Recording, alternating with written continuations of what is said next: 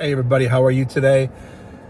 This is your old pal Boise with another daily video sobriety vlog. Thank you for being here. Thank you for checking in. I hope you're doing well. It's Monday morning. Let's do the stats real quick. It's Monday. Well, it's afternoon actually. The sun is still up and it's 7:05. It's the evening, I guess. Time flies, even in the middle of the day. Today's Monday, June 8th.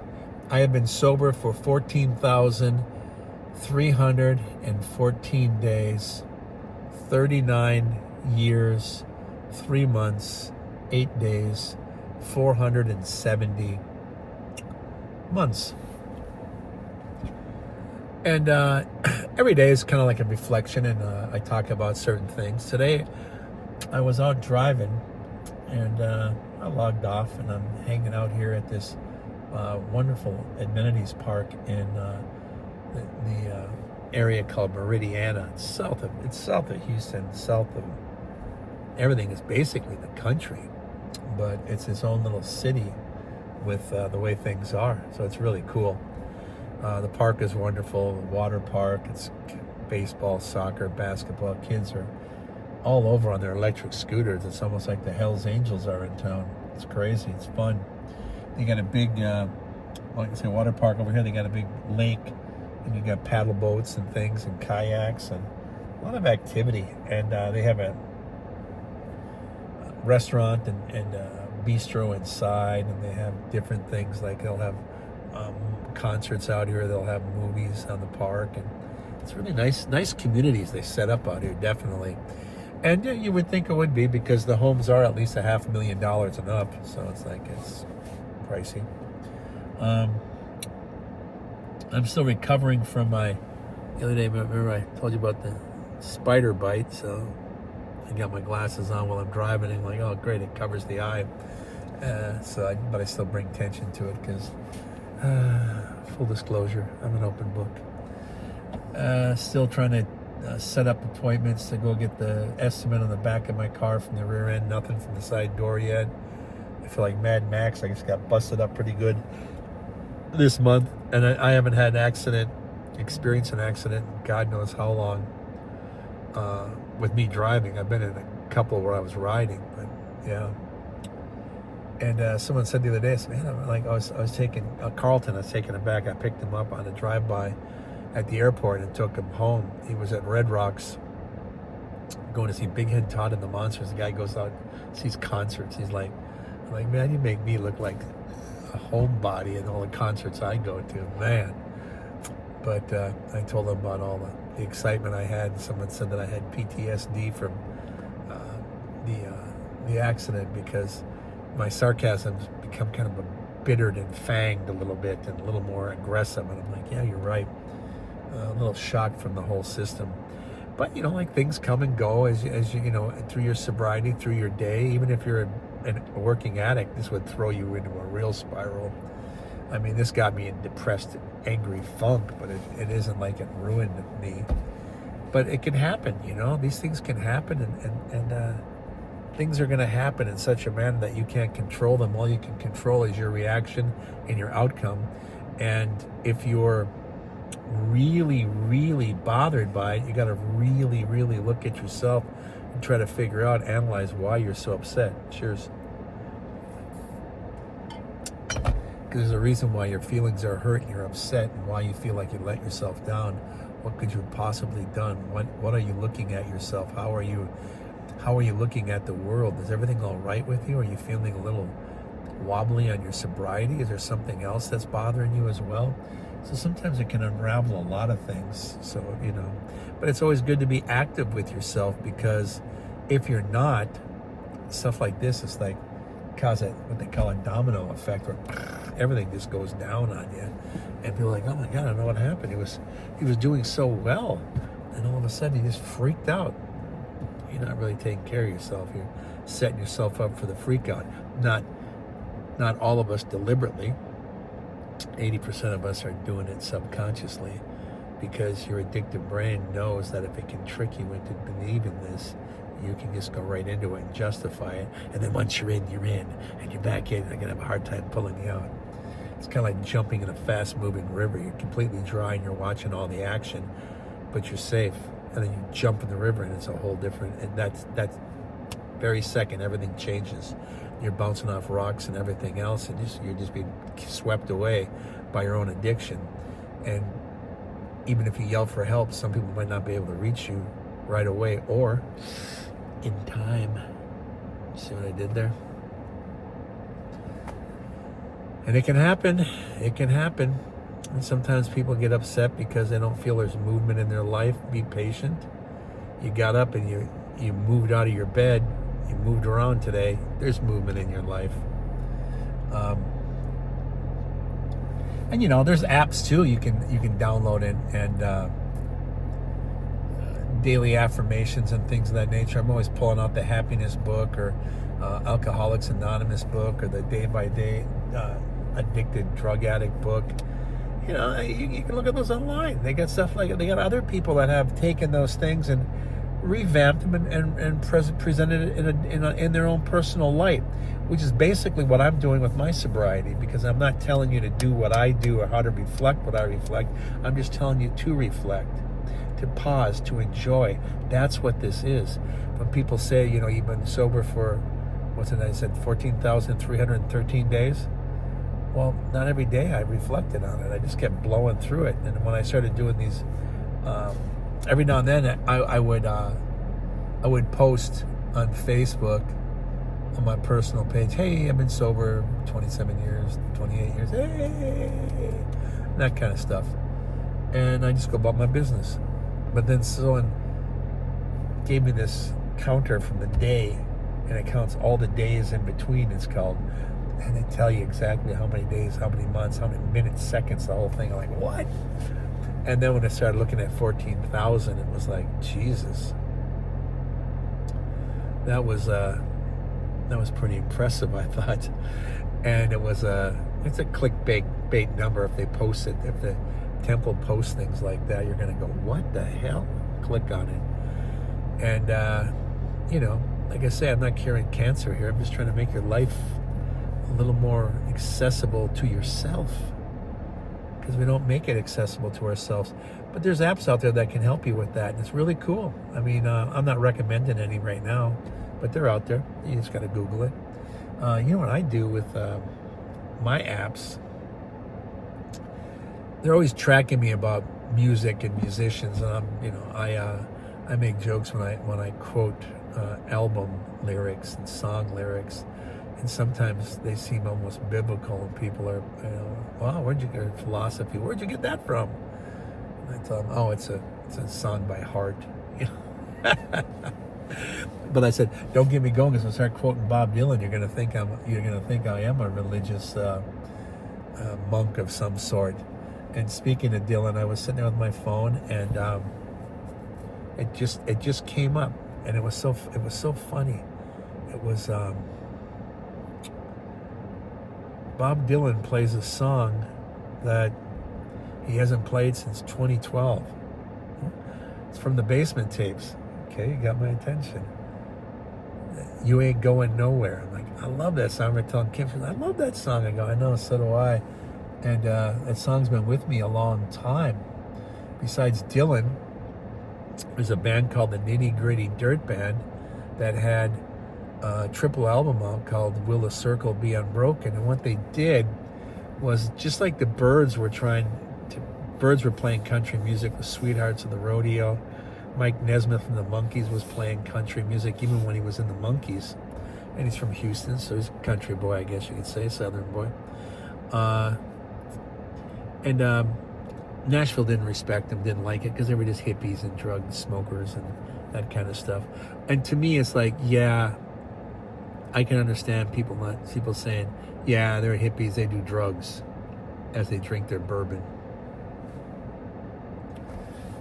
Kind of like, and it's a Southern thing almost, or an adult thing, because even Elvis would say, hey man, I don't do drugs, I get medication.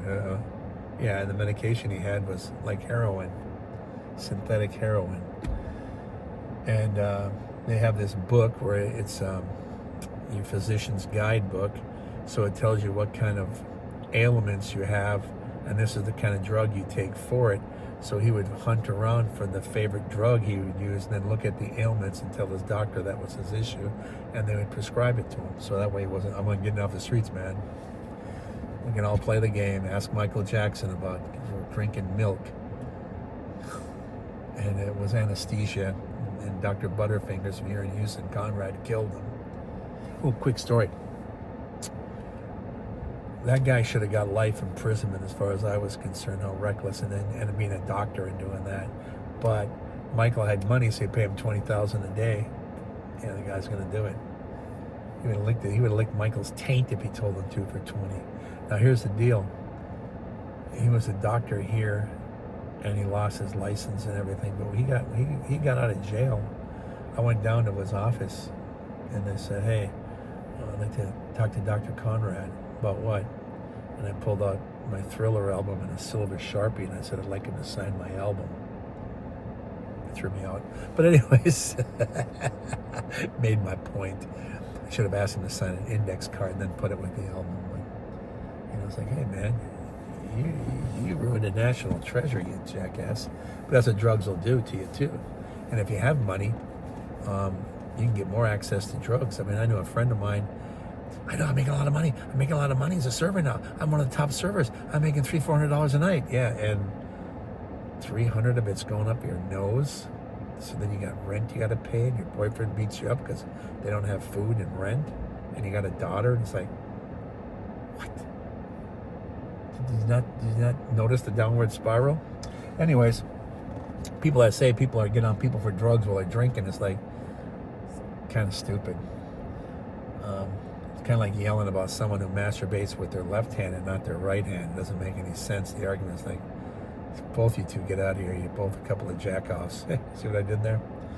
Anyways, Will the Circle Be Unbroken came out in 1972, recorded in 71, came out in 72. I remember getting it. It was really great.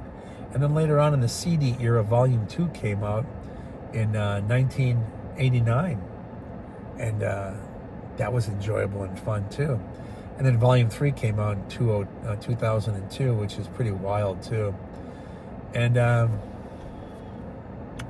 what it was, they were doing with the rock musicians with old guard, old traditional country. So even in the 80s, they were having older country stars. And then 2000, they were getting classic country, like Willie or Dwight Yoakam or Alison Krauss was on there. But it was, they're performing with the Nitty Gritty Dirt Band, and it was kind of a rock band with country. So it was really fun. And the song that I love so much from Dylan has some fantastic lyrics, and that's the whole thing. Is like, I look at lyrics and it just kind of made me reminisce, because today they were talking about Dylan hasn't done this song since 2012. Like, wow, 14 years ago, and Bob's getting up there.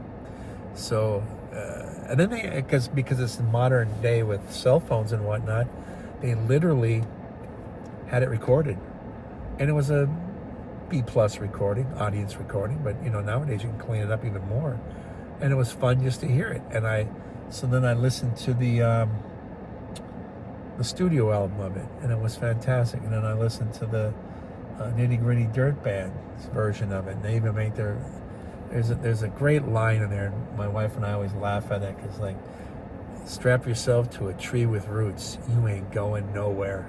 It's like, wow. And in the newer version, and in the 89 version, the Nitty Gritty Dirt Band will sing with Roger McGuinn, strap yourself to a tree with roots, Dylan, you ain't going nowhere." But words are so cool, and they can make you think. Opening lyrics are like, "Clouds so swift, the rain won't lift, the gate won't close, the railings froze. Get your mind off wintertime, you ain't going nowhere." And it's like, wow. And I remember it made me think of Minnesota, with the rain and the cold, and then the door jambs on gates, and barn doors will swell because of the moisture. And it just reminded me of being back home, being on the farm. It's really cool. I don't care how many letters they sent. Morning came and morning went. Pick up your tent.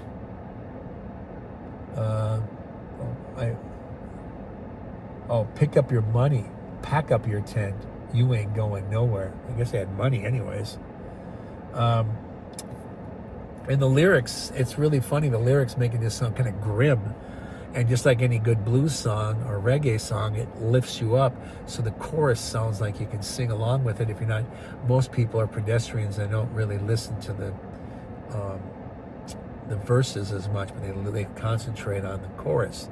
That's the punch. That's the hook. That's the money line. And then they're just singing, ooh wee, riding me high. Tomorrow's the day my bride's gonna come. Oh ho, we're gonna fly down in the easy chair. It's like, oh wow, just what a nice feeling. What a nice bunch of images. And it's young love, young marriage, because you're not even talking about a wife or a spouse. It's a bride. And I remember with this one fella, he would always call his wife a bride. They were married like 30 some years. He goes, here's my bride. And I'm like, oh, that's pretty cool. If I tried doing something like that, my wife would look at me and go, what are you up to? All of a sudden, pulling that gem out of my ass. Another line in here. Genghis Khan could not keep all his kings supplied with sleep. We'll climb that hill no matter how steep when we get up to it. So even kings will feel like they're not going anywhere. And even kings will feel like it's too steep of a climb and too much of a climb. So even kings are victim to feeling like they're going nowhere. And sometimes in your sobriety, you feel like you're going nowhere. And it's actually like the Nitty Gritty Dirt Band, the circle.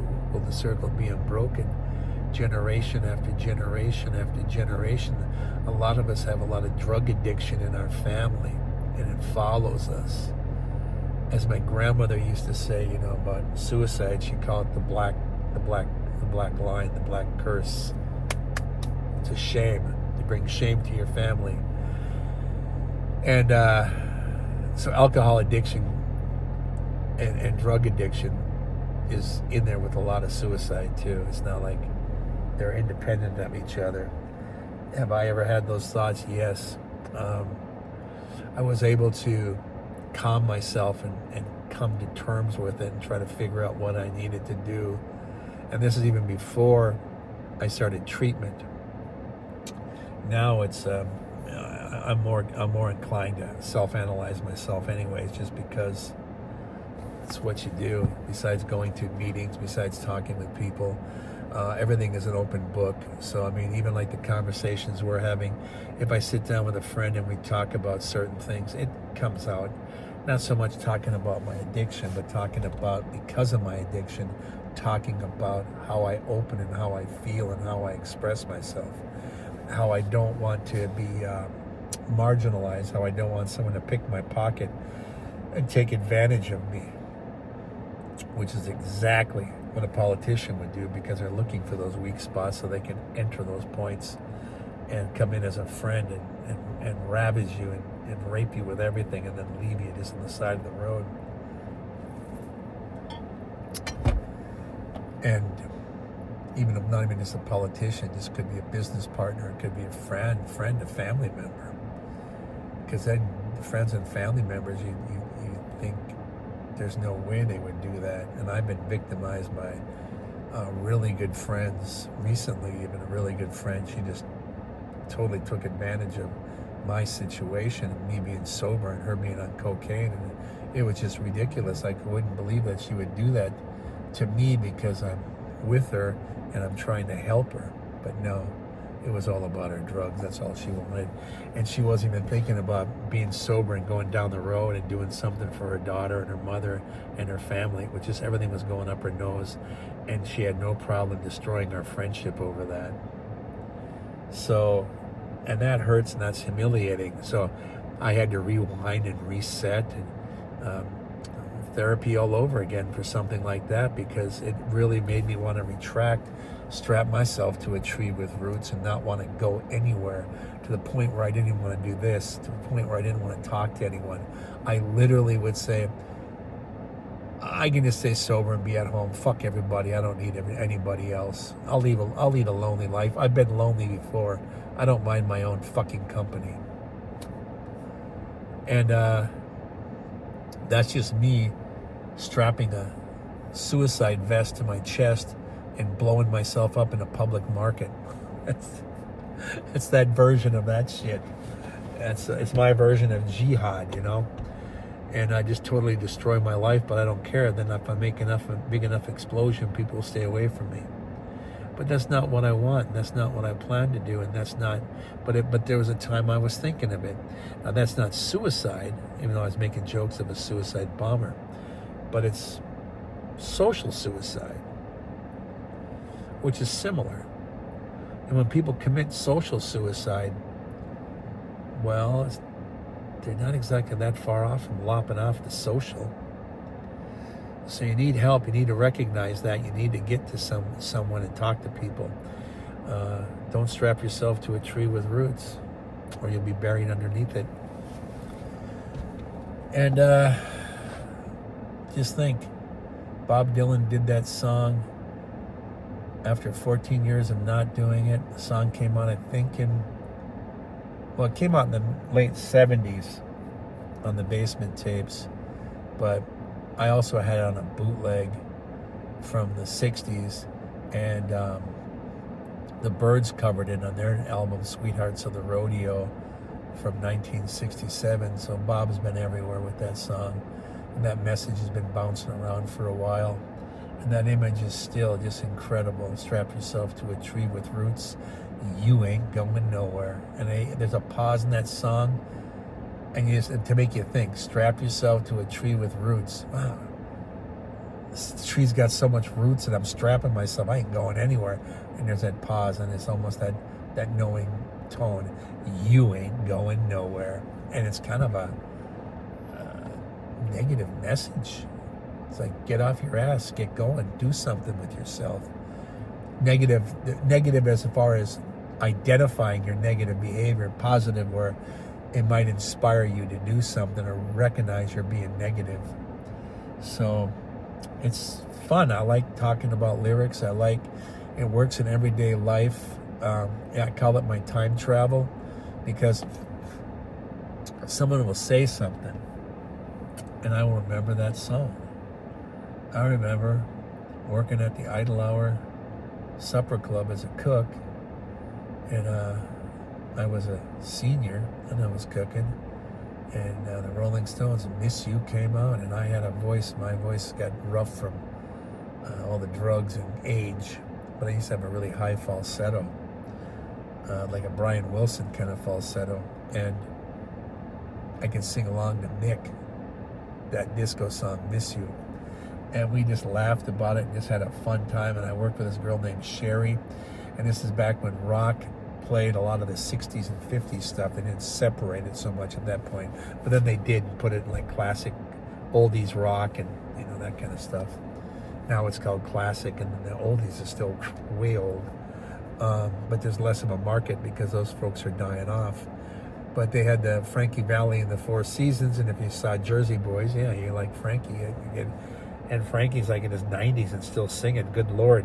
But Sherry Baby, I could sing that note for note and all falsetto. And it was like, oh my God. And then, you know, when I was working with Sherry, I would actually sing that with the radio when she was there.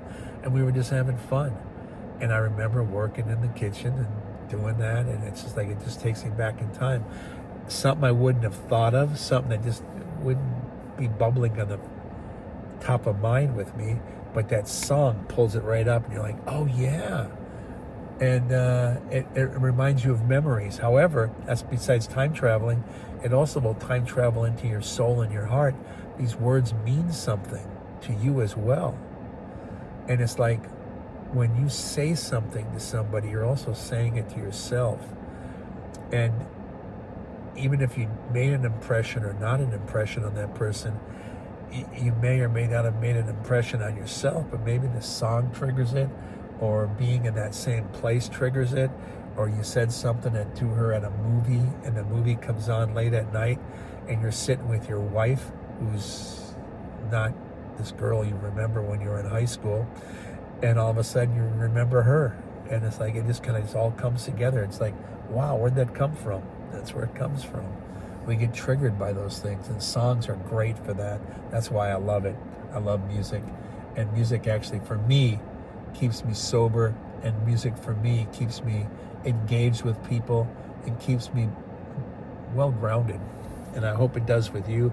Or maybe even just sports, and you're talking sports and you remember stats, and you remember how old you were when your favorite team won the Super Bowl and who was on that team. And there's some fun stuff. I got stories like that too, where I was in Chicago working at my uncle's hotel and restaurant, and I'll get into Chicago stories another time because I'm doing a long Minnesota goodbye right now. But it was amazing because I got the 45 still of the Chicago Bears doing the Super Bowl shuffle. We ain't here looking for trouble. We just here to do the Super Bowl shuffle. I still got the 45, baby. Awesome. I remember that summer so well. Matter of fact, I have this old t-shirt. Miami Vice was the #1 movie. Crockett and Tubbs, a white guy and a black guy, were cops. This one said Chicago Vice on the car. Was Jim McMahon with his headband and his hair spiked, and Walter Payton dressed up in a nice suit, black man next to a white man, and they were posing with footballs and instead of guns, and it was their Chicago Vice paying homage or imitating Miami Vice. It was just fun, and I just see that and I go, whoa, I'm back in time again. It's fantastic. Everything's a time travel, and if you get a chance to sit and reflect, you will travel a little bit in your mind, and it's good to travel. I think that's quoting Swing Out Sister. Go check that one out too. They're a good band too. Not just a one-trick pony. They actually have some great music. And Corinne, if you're watching, love you, baby. Congratulations on your wedding. But anyways, I just want to say thank you for being part of the team. Thank you for being part of the support group. Today, Monday, June 8th, I've been sober for 14,314 days, 39 years, 3 months and 8 days, 470 months. And as John Hausman would say, I earned it. But I tell you what, I appreciate the fact that I earn your attention, that you come by. Patreon folks, thank you so much. Everyone that Cash App, Venmo, Buy Me a Coffee, ding, ding, ding, chime. Thank you. Thank you for helping us in our outreach program. Thank you for coming along and spending your time with me, because your time is important and valuable. I hope you're doing well with your sobriety and reaching out with people, and you're starting to open up that book of your life to people, and we're trying to fill that hole in our soul that we so desperately need to have taken care of, in conversation and outreach, and love and support does it, not drugs. Because drugs will cover it up. You go, hey, look at that, I've self-medicated, and then you wake up and you're like, shit, the hole's bigger. Yeah. Just like a hangover, it comes back. So that's, something you just want to avoid. Like the plague. It is a plague. But thank you for everything. Thank you for coming along. Definitely thank you for support and being here. In the words of Ringo, peace and love. Peace and love, everybody. Thank you from the bottom of my heart to the top of my soul. I see you out there. Peace and love. I love the fact that you're with me. I'll see you on the next daily sobriety vlog. Signing off from down in Meridiana South, way south of Houston, out in the country a bit, heading out towards Angleton, going south, baby. I appreciate you. Thank you very much. Love you. I will see you the next time around.